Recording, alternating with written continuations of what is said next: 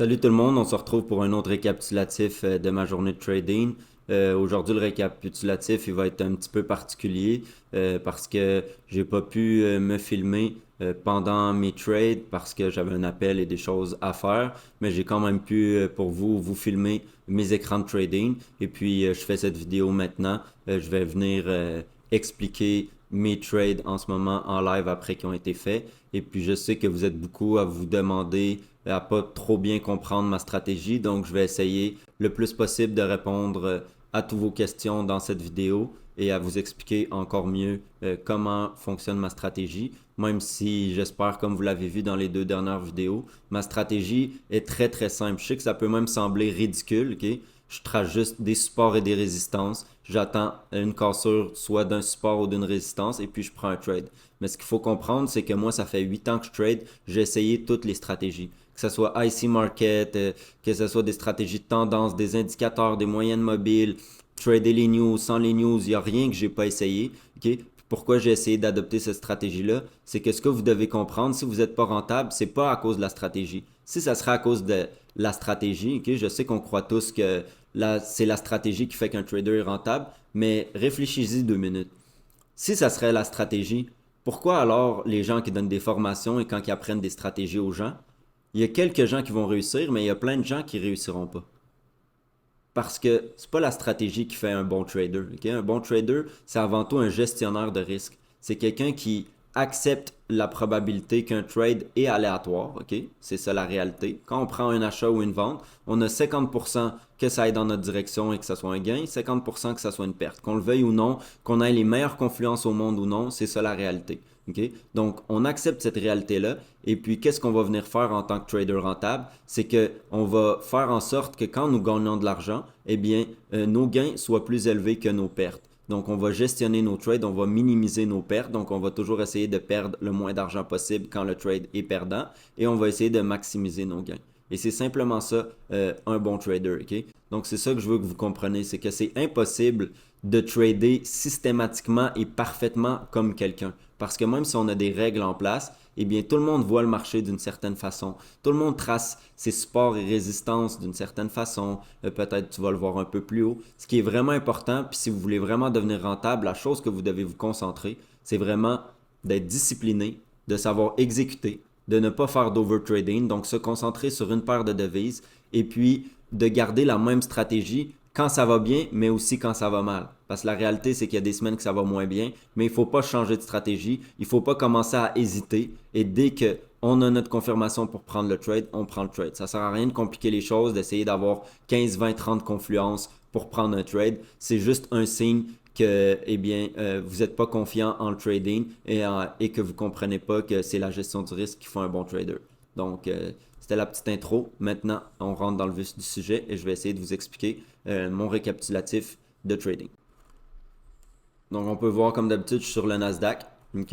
Une chose que j'ai peut-être pas assez bien précisé, c'est que moi, ma stratégie, je l'ai backtestée. Pourquoi elle fonctionne quand même aussi bien? C'est parce que je trade à une heure très précise, qui est 9h30 heure de l'Est. À tous les jours à 9h30 heure de l'Est, c'est l'ouverture du New York Stock Exchange, OK? Et c'est là qu'il va y avoir beaucoup de volume. Donc, en règle générale, je trade entre 9h30 et 10h30 maximum parce que c'est vraiment là qu'il y a le volume et c'est une des raisons pourquoi il y a des gens qui me demandent pourquoi tu as pris un trade sur cassure, c'était pas supposé rejeter. Non, à ces heures-là, la plupart du temps, quand ça décide de briser, eh bien, il y a assez de volume et de momentum que le marché va briser. Donc, comme on peut voir en ce moment, je suis en train de tracer, j'ai tracé mes supports et mes résistances rapidement. Je commence par les tracer en 15 minutes pour juste avoir une idée globale du marché parce que des fois en 5 minutes c'est un peu trop zoomé. Puis ensuite vraiment je descends en 5 minutes pour tracer vraiment mon support et ma résistance principale pour lesquels je vais prendre le trade.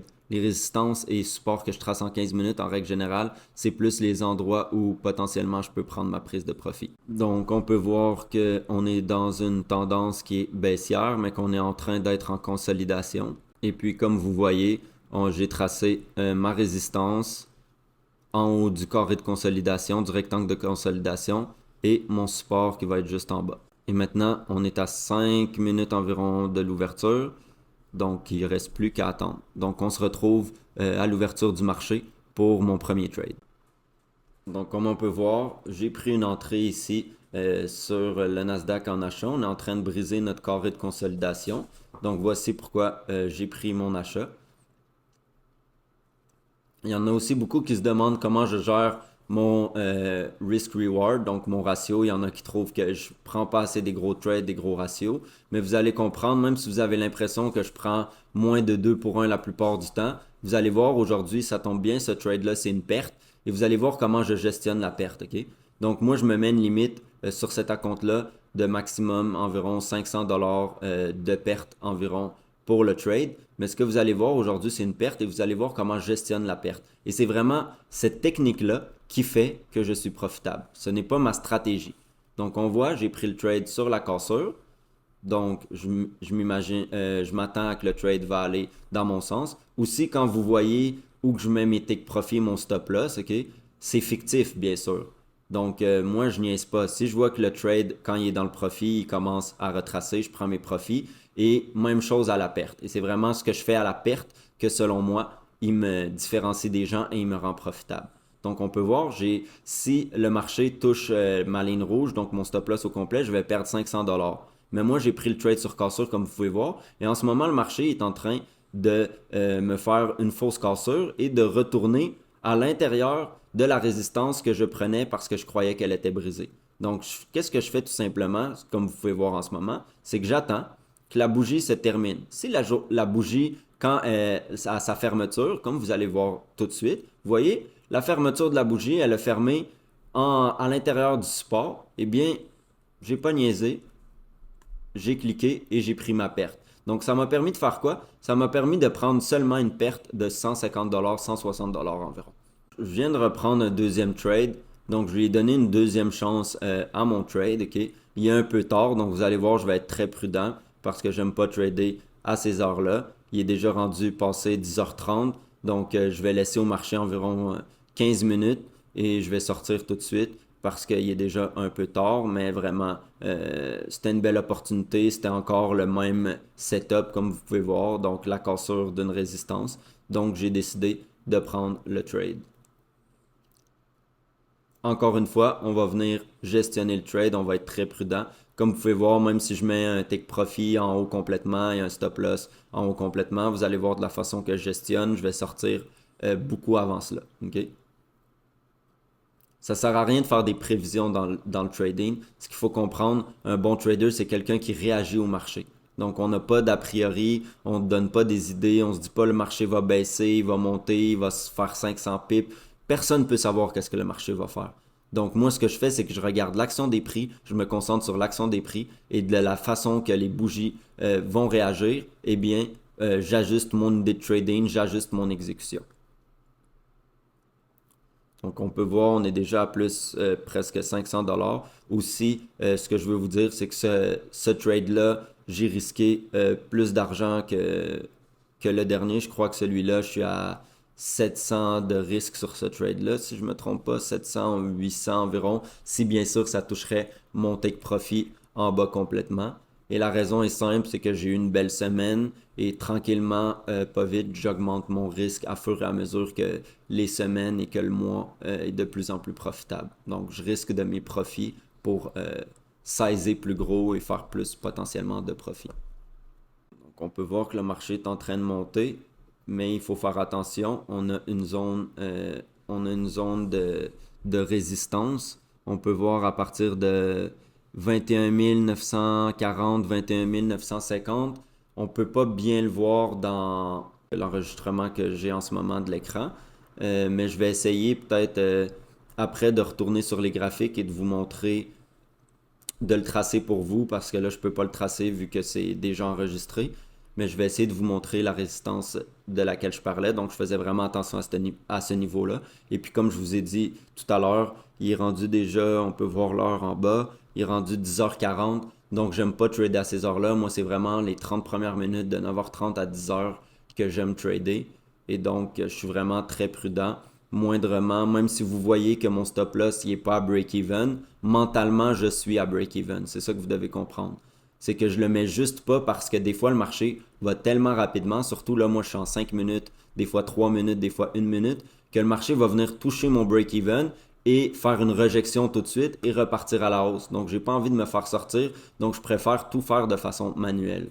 Donc, vous voyez, c'est exactement produit qu'est-ce que je vous disais tout à l'heure. Le marché est revenu à mon point. Vous voyez pourquoi j'ai pas mis à break-even. Si j'aurais mis à break-even, eh bien, je serais déjà sorti. Et puis, ce que j'ai attendu tout simplement de voir comment le marché réagissait. Pourquoi? Parce que mon idée de trading est valide. Mettre un trade à break-even simplement pour éviter de perdre, c'est stupide. Il faut que les choses soient faites de façon sensée. Donc, si on prend un trade et puis que nous prenons comme moi, par exemple, un trade sur une cassure, eh bien, tant que le marché reste au-dessus de ma résistance, eh bien, mon idée de trading est bonne. Donc, pourquoi je vais aller me mettre à break-even et puis me faire sortir quand mon idée est bonne? Même chose si vous êtes des traders, vous n'êtes pas obligé d'utiliser ma stratégie. Si vous êtes des traders, par exemple, qui prenaient des trades sur des rejections d'une zone ou peu importe, eh bien, pourquoi aller vous mettre à break-even si votre break-even est encore dans la zone? Donc, même si le marché revient à cette zone-ci, eh bien, c'est encore une rejection de la zone. Il faut que ça soit à un niveau qui est intelligent. C'est pour ça que vous ne devriez pas mettre break-even immédiatement et simplement regarder le trade. Et si vous voyez avec la force des bougies, l'action des prix, que les bougies à la baisse sont sont grosses, qu'il n'y a pas de mèche, qu'on est retourné dans votre zone violemment, eh bien tout ça, c'est des vraies indications qui vous disent, oh,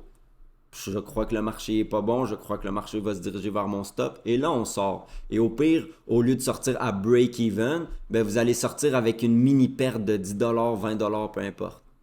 En ce moment, on est quand même sur une zone de résistance. Je ne l'ai pas tracé, je ne sais pas pourquoi, je le regardais, mais j'ai peut-être juste oublié de le tracer. Je vais essayer, après ce screen record, de vous tracer la résistance pour vous montrer. Mais on était sur une zone de résistance, donc c'est une des raisons que j'étais vraiment prudent. Et puis, vous allez voir, j'ai décidé de simplement, il était rendu presque 11 heures. Je vous ai dit, je trade normalement jamais dépasser 10h30 et encore moins 11 heures. Donc, j'ai décidé simplement de couper mes profits. Et comme vous pouvez voir, eh bien, j'ai fait un beau profit de 1000$.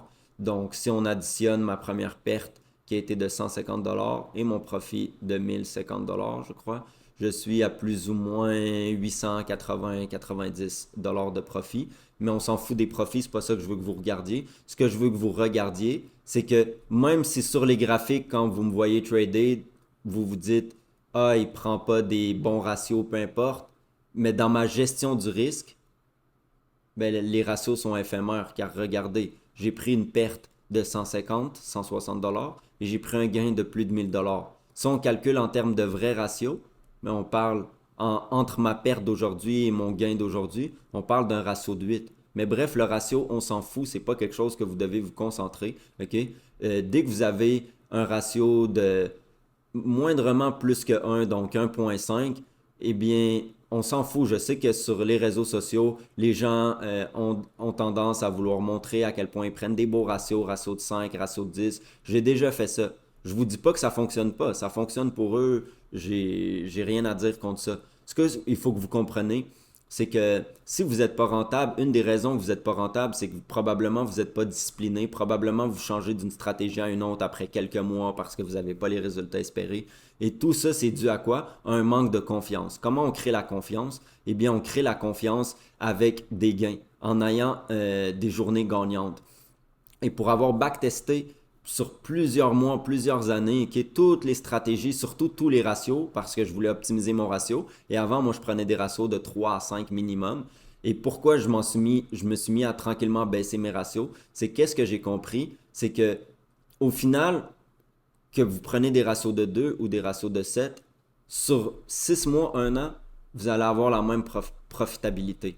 Pourquoi? Parce que plus les ratios sont élevés, plus vous allez avoir de break-even, plus vous allez avoir de pertes, plus les ratios sont bas, plus vous allez avoir de gains. Et pourquoi je conseille aux gens de trader de ma façon? Je ne vous dis pas nécessairement d'utiliser ma stratégie, vous pouvez garder votre stratégie si elle fonctionne, mais d'avoir la gestion de trade que j'enseigne, eh bien, c'est que si par exemple, vous tradez des ratios de 3, 4, mais que vous avez plusieurs break-even et plusieurs pertes et que vous avez remarqué, excusez-moi, et que vous avez remarqué que la plupart du temps, avant d'être à break-even, avant d'être en perte, eh bien, vous étiez dans le profit de fois 1,5. Donc, si par exemple, vous risquiez 100 euros, eh bien, vous étiez dans le profit à 150 euros, 180 euros, et que la plupart, 90% de vos trades, même ceux qui sont perdants et break-even, eh bien, vous voyez 180 euros de profit, 150 euros de profit, mais parce que vous avez comme target 250, 350, 400 euros de profit,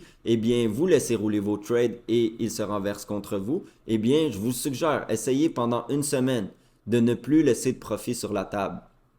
OK? Vous n'allez jamais être pauvre en prenant vos profits. Rappelez-vous de ça. OK? Un sujet qui n'a pas rapport, les gens dans la crypto-monnaie qui tradent les meme coins ou peu importe, qui tradent des coins, ceux qui sont les plus profitables, OK? Et je connais des gens qui ont fait beaucoup d'argent dans la crypto-monnaie, c'est ceux qu'ils satisfait de peu, donc qui prennent leur profit. Je connais des gens qui m'ont dit ah, est-ce que tu as investi dans tel crypto, regardez là, on a eu récemment cette semaine le Trump, le meme coin. Il y a des gens ok, que pendant qu'ils étaient sur le trade du Trump meme coin, eh bien, ils étaient à x3 leur argent, x4. Mais qu'est-ce qui s'est passé? Ils voulaient plus d'argent. Donc, ils se sont dit non, moi, j'ai comme objectif mental x10. Et puis, qu'est-ce qui s'est passé? Le marché s'est renversé contre eux et ils ont fini par perdre de l'argent.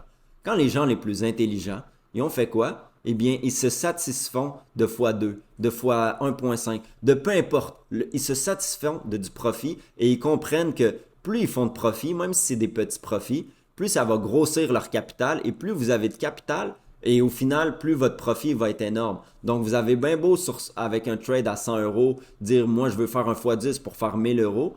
Ça va être beaucoup plus difficile d'avoir cette mentalité-là qu'à la place, trader 100 euros par trade, prendre des 150 euros, 160 et tranquillement, vous allez avoir plus de capital. Donc, vous allez pouvoir trader 200 euros par trade, 300 euros. Et puis un jour, vous allez arriver à 5, 600 euros par trade et boum, maintenant vous faites, quand vous gagnez, vous faites 800, 1000, 1200. Donc, c'est tout pour moi. Et puis, si vous avez des questions, des interrogations, n'hésitez pas à me les dire en commentaire. Et aussi, ça va me donner des idées pour savoir comment je peux faire les meilleures vidéos pour vous aider.